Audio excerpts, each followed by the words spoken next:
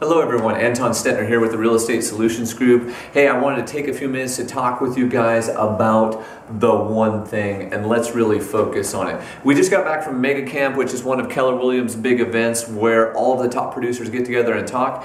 Gary spent a little bit of time talking about this. I guess they're going to be coming out with a book called The One Thing. And the one thing is that one thing that if you did it, everything else would become easier or unnecessary. So let's start to think about it. What is our one thing? How do we focus on it?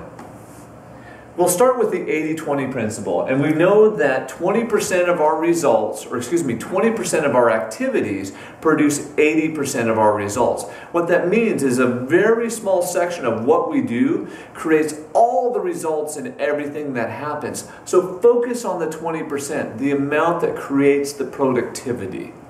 The next thing that we should do is let's talk about prioritizing, okay? Let's sit down, let's make a list of everything that we need to do.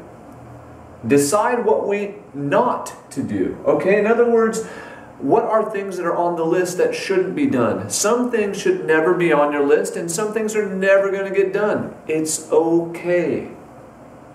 What can be delegated off of that list, okay? Who could we give it to someone else?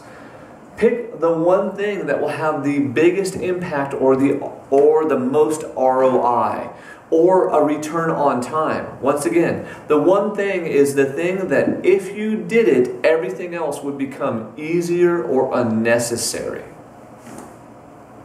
Let's then decide to do our one thing first.